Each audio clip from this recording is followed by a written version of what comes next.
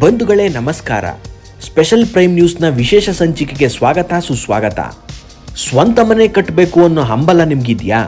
ಹಾಗಾದ್ರೆ ಈ ವಿಡಿಯೋನ ಕೊನೆವರೆಗೂ ನೋಡಿ. ಈ ಪುಣ್ಯಕ್ಷೇತ್ರಕ್ಕೆ ನೀವು ಕೂಡ ಬಂದ್ರೆ ಸ್ವಂತ ಮನೆನ ಕಟ್ತೀರಾ, ಸ್ವಂತ ಸೈಟ್ಗಳನ್ನ ಖರೀದಿ ಮಾಡ್ತೀರಾ. ಕಾವೇರಿ ದಂಡೆಯಲ್ಲಿರುವಂಥ ಈ ಪುಣ್ಯಕ್ಷೇತ್ರದ ಹೆಸರು ಶ್ರೀ ಭೂವರಸ್ವಾಮಿ ದೇವಾಲಯ. ಭಾನುವಾರದ ದಿವಸ ಅಂತೂ ಅತಿ ಹೆಚ್ಚು ಜನಸಾಗರದಿಂದ ತುಂಬಿರುತ್ತೆ ಈ ಜಾಗ. ಬರೀ ನಮ್ಮ ಕರ್ನಾಟಕ ಅಷ್ಟೇ ಅಲ್ಲ, ನೆರೆ ರಾಜ್ಯದಿಂದಲೂ ಭಕ್ತ ಸಾಗರ ಹರಿದು ಬರುತ್ತೆ ಈ ಕ್ಷೇತ್ರಕ್ಕೆ. ಇನ್ನ ನಿರ್ಮಾಣ ಹಂತದಲ್ಲೇ ಇರುವಂಥ ದೇವಾಲಯ ಇದು. ಆದರೂ ಸಹ ಇಡೀ ರಾಜ್ಯ ವ್ಯಾಪ್ತಿ ಈ ದೇವಾಲಯದ ಶಕ್ತಿ ಹರಡಿದೆ. ಮನುಷ್ಯನಾಗಿ ಹುಟ್ಟಿದ ಮೇಲೆ ಒಂದು ಸ್ವಂತ ಮನೆನ ಕಟ್ಕೋಬೇಕು ಅನ್ನೋದು ಪ್ರತಿಯೊಬ್ಬನ ಕನಸಾಗಿರುತ್ತೆ. ಈ ದೇವಾಲಯಕ್ಕೆ ಬಂದ್ರೆ ಆ ಸ್ವಂತ ಮನೆಯ ಕನಸು ಬೇಗ ನೆರವೇರುತ್ತೆ ಅನ್ನೋ ನಂಬಿಕೆ. ಈ ದೇವಾಲಯದಲ್ಲಿ ವಿಶೇಷವಾಗಿ ಮಣ್ಣಿನ ಪೂಜೆ ಮತ್ತೆ ಇಟ್ಟಿಗೆ ಪೂಜೆನ ಮಾಡ್ತಾರೆ. ಈ ವಿಡಿಯೋದಲ್ಲಿ ಮಣ್ಣಿನ ಪೂಜೆ ಮತ್ತೆ ಇಟ್ಟಿಗೆ ಪೂಜೆ ಬಗ್ಗೆ ಸಂಪೂರ್ಣವಾಗಿ ವಿವರಣೆ ಕೊಟ್ಟಿದ್ದೀವಿ. ಯಾರ್ಯಾರು ಸ್ಪೆಷಲ್ ಪ್ರೈಮ್ ನ್ಯೂಸ್ ಯೂಟ್ಯೂಬ್ ಚಾನೆಲ್ನ ಸಬ್ಸ್ಕ್ರೈಬ್ ಮಾಡದೆ ವಿಡಿಯೋ ನೋಡ್ತಾ ಇದ್ದಾರೆ ಅವರೆಲ್ಲ ಸಬ್ಸ್ಕ್ರೈಬ್ ಮಾಡಿ. ನಿಮ್ಮ ಪ್ರೋತ್ಸಾಹ ಮತ್ತು ಬೆಂಬಲನ ನೀಡಿ. ಈ ದೇವಸ್ಥಾನದ ಇತಿಹಾಸದ ಬಗ್ಗೆ ತಿಳ್ಕೊಳ್ಳೋದಾದ್ರೆ 13ನೇ ಶತಮಾನದ ಹೊಯ್ಸಳ ರಾಜ ಆದಂಥ ವೀರಬಲ್ಲಾಳರಾಯ ಬೇಟೆ ಆಡೋದಕ್ಕೆ ಅಂತ ಕಾಡಿಗೆ ಬಂದಿರ್ತಾನೆ. ಬೇಟೆ ಆಡೋ ಬರದಲ್ಲಿ ಕಾಡಲ್ಲಿ ತಪ್ಪಿಸ್ಕೊಂಡ್ಬಿಡ್ತಾನೆ. ಕಾಡಲ್ಲಿ ತಪ್ಪಿಸ್ಕೊಂಡಂತ ರಾಜನ್ಗೆ ಒಂದು ವಿಸ್ಮಯವಾದ ದೃಶ್ಯ ಕಾಣಿಸುತ್ತೆ. ಆ ವಿಸ್ಮಯಕಾರಿ ದೃಶ್ಯ ಏನಪ್ಪಾ ಅಂದ್ರೆ, ಒಂದು ನಾಯಿ ಮೊಲನ ಅಟ್ಟಿಸ್ಕೊಂಡು ಹೋಗ್ತಾ ಇರುತ್ತೆ ಬೇಟೆ ಆಡ್ಲಿಕ್ಕೆ ಅಂತ. ಮೊಲ ಓಡಿ ಓಡಿ ಸುಸ್ತಾಗಿ ಒಂದು ಜಾಗದಲ್ಲಿ ನಿಂತು ಬಿಡುತ್ತೆ. ಆ ಜಾಗಕ್ಕೆ ಬಂದು ನಿಂತಂತ ಮೊಲ ವಿಸ್ಮಯದ ರೀತಿ ನಾಯಿಯನ್ನೇ ಅಟ್ಟಿಸ್ಕೊಂಡು ಹೋಗೋದಕ್ಕೆ ಶುರು ಮಾಡುತ್ತೆ. ಇದನ್ನ ಕಂಡಂತ ರಾಜ ಅಚ್ಚರಿಗೊಳ್ತಾನೆ. ಆ ಜಾಗದಲ್ಲಿ ಏನೋ ವಿಶೇಷವಾದ ಶಕ್ತಿ ಇದೆ ಅಂತ ರಾಜ ಹುಡ್ಕೋದಕ್ಕೆ ಶುರು ಮಾಡ್ತಾನೆ. ಹಾಗೆ ಹುಡುಕ್ತಾ ಇರುವಾಗ ಸಿಕ್ಕಿದ್ದೆ ಈ ಭೂವರಸ್ವಾಮಿ ವಿಗ್ರಹ.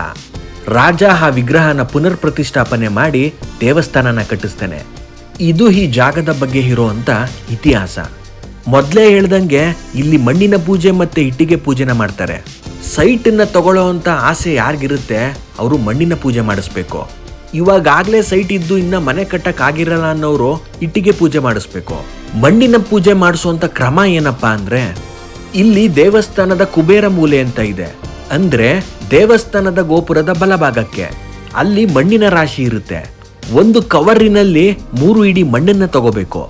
3 ಇಡಿ ಮಣ್ಣನ್ನ ತಗೊಂಡ್ಮೇಲೆ 11 ಪ್ರದಕ್ಷಿಣೆನ ಬರಬೇಕು. 11 ಪ್ರದಕ್ಷಿಣೆಗಳಾದ್ಮೇಲೆ ಒಳಗಡೆ ಹೋಗಿ 200 ರೂಪಾಯಿ ಕೊಟ್ಟು ಟೋಕನ್ ತಗೋಬೇಕು. ಅಲ್ಲಿ ಮಣ್ಣಿನ ಪೂಜೆನ ಮಾಡ್ಕೊಡ್ತಾರೆ. ಆ ಮಣ್ಣನ್ನ ಏನ್ ಮಾಡ್ಬೇಕು ಅಂತ ನಿಮ್ಗೆ ಮುಂದೆ ತಿಳಿಸ್ತೀನಿ. ಇವಾಗ ಇಟ್ಟಿಗೆ ಪೂಜೆ ಬಗ್ಗೆ ತಿಳ್ಕೊಳ್ಳೋಣ. ಸೈಟ್ ಇದ್ದು ಮನೆ ಕಟ್ಟಬೇಕು ಅಂತ ಅಂದ್ಕೊಂಡಿರೋರು ದೇವಸ್ಥಾನದ ಮುಂದೆ ಅಂಗಡಿಗಳಲ್ಲಿ ಮಾರುವಂತ 2 ಇಟ್ಟಿಗೆ ತಗೋಬೇಕು. ಆ 2 ಇಟ್ಟಿಗೆನ ಇಟ್ಕೊಂಡು 11 ಪ್ರದಕ್ಷಿಣೆ ಬರಬೇಕು. 11 ಪ್ರದಕ್ಷಿಣೆ ಆದ್ಮೇಲೆ 200 ರೂಪಾಯಿ ಕೊಟ್ಟು ಟೋಕನ್ ತಗೋಬೇಕು ಇಟ್ಟಿಗೆ ಪೂಜೆಗೆ ಅಂತ. ಆ ಇಟ್ಟಿಗೆ ಪೂಜೆ ಮಾಡಾದ್ಮೇಲೆ ಒಂದು ಇಟ್ಟಿಗೆನ ದೇವಸ್ಥಾನದ ಮುಂಭಾಗ ಹಾಕ್ಬೇಕು. ನೋಡಿ ಇಲ್ಲಿ ಹಾಕಿದಾರಲ್ಲ ಈ ರೀತಿ. ಇನ್ನೊಂದು ಇಟ್ಟಿಗೆನ ನಿಮ್ ಮನೆಗೆ ತಗೊಂಡೋಗಿ ಪೂಜೆ ಮಾಡಿ ನೀವು ಮನೆ ಕಟ್ಟೋದಕ್ಕೆ ಶುರು ಮಾಡಿದಾಗ ಈಶಾನ್ಯ ಮೂಲೆ ಗೋಡೆಗೆ ಆ ಇಟ್ಟಿಗೆನ ಸೇರಿಸಿ ಮನೆ ಕಟ್ಟೋದಕ್ಕೆ ಶುರು ಮಾಡಬೇಕು. ಇದು ಇಟ್ಟಿಗೆ ಪೂಜೆಯ ವಿವರ. ಅವಾಗಲೇ ನಿಮ್ಗೆ ಮಣ್ಣಿನ ಪೂಜೆ ಬಗ್ಗೆ ಹೇಳ್ದೆ ಅಲ್ವಾ. ದೇವಸ್ಥಾನದ ಕುಬೇರ ಮೂಲೆಯಿಂದ ತಂದಂತ ಮಣ್ಣನ್ನ 11 ಪ್ರದಕ್ಷಿಣೆ ಹಾಕಿ ಒಳಗಡೆ ಬಂದು 200 ರೂಪಾಯಿ ಟೋಕನ್ ತಗೊಂಡ್ಮೇಲೆ ಮಣ್ಣಿನ ಪೂಜೆ ಮಾಡ್ಕೊಡ್ತಾರಲ್ಲ, ಆ ಮಣ್ಣನ್ನ ಮನೆಗೆ ತಗೊಂಡೋಗಿ ಒಂದು ಅರಿಶಿನ ಬಟ್ಟೆಯಲ್ಲಿ ಕಟ್ಟಿ ದೇವರ ಮನೆಯಲ್ಲಿ ಇಟ್ಟು ಪೂಜೆ ಮಾಡಬೇಕು. ಇದು ಮಣ್ಣಿನ ಪೂಜೆ ಬಗ್ಗೆ ವಿವರ. ನೋಡಿ ಇಲ್ಲೇನ್ ನೋಡ್ತಾ ಇದ್ದೀರಾ, ಇವರೇ ಟೋಕನ್ ಕೊಡೋರು. ನಾನಿವಾಗ ಮಣ್ಣಿನ ಪೂಜೆ ಮಾಡಿಸ್ತಾ ಇದ್ದೀನಿ, ಹಾಗಾಗಿ ಈ ಟೋಕನ್ ತಗೊಂಡೆ. ಇಲ್ಲೇನ್ ನಾವು ಕ್ಯೂ ನಿಂತಿದೀವಲ್ಲ, ಇಲ್ಲೇನೆ ಮಣ್ಣಿನ ಪೂಜೆ ಮತ್ತೆ ಇಟ್ಟಿಗೆ ಪೂಜೆನ ಮಾಡ್ತಾರೆ. ಅಲ್ಲಿ ನಿಮ್ಗೆ ಕಾಣಿಸ್ತಾ ಇರೋ ಮಂಟಪದಲ್ಲಿ ಒಂದು ಚಿಕ್ಕದಾದ ಭೂವರಸ್ವಾಮಿ ವಿಗ್ರಹ ಇದೆ. ಆ ವಿಗ್ರಹದ ಮುಂದೆ ಮಣ್ಣನ್ನ ಇಟ್ಟು ಪೂಜೆ ಮಾಡ್ತಾರೆ. ನೋಡಿ ಭಾನುವಾರದ ದಿವಸ ಎಷ್ಟು ಜನ ಭಕ್ತಾದಿಗಳು ಬರ್ತಾರೆ ಅಂತ. ಇಲ್ಲಿ ಬಂದಿರುವಂತ ಭಕ್ತಾದಿಗಳೆಲ್ಲ ಸ್ವಂತ ಮನೆಯನ್ನ ಕಟ್ಟೋದಕ್ಕೆ ಆಸೆ ಹೊತ್ತಿ ಬಂದಿರೋ ಅಂತವ್ರು. ದೇವಸ್ಥಾನದೊಳಗಡೆ ಭೂವರಸ್ವಾಮಿಯ ದೊಡ್ಡದಾದ ವಿಗ್ರಹ ಇದೆ. ಅದನ್ನ ನಿಮ್ಗೆ ಮುಂದೆ ತೋರಿಸ್ತೀನಿ. ಇವಾಗ ಮಂಟಪದಲ್ಲಿರುವಂತ ಭೂವರಸ್ವಾಮಿ ವಿಗ್ರಹನ ನೋಡಿ. ಈ ಮಂಟಪದ ಎದುರೇ ಮಣ್ಣಿನ ಪೂಜೆ ಮತ್ತೆ ಇಟ್ಟಿಗೆ ಪೂಜೆನ ಮಾಡೋದು. ಕುಬೇರ ಮೂಲೆಯಿಂದ ತಂದಂತ ಮಣ್ಣಿಗೆ ತೀರ್ಥ ಮತ್ತೆ ಅರಿಶಿಣ ಹಾಕಿ ಸಂಸ್ಕೃತದ ಶ್ಲೋಕಗಳನ್ನ ಹೇಳಿ ಪೂಜೆ ಮಾಡ್ತಾರೆ.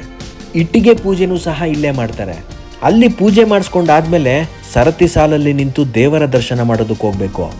ಕಲ್ಲಿನಲ್ಲೇ ಕಟ್ಟಿರುವಂತ ದೇವಸ್ಥಾನ ಇದು. ಬಹಳಾನೇ ತಂಪಾಗಿರುತ್ತೆ.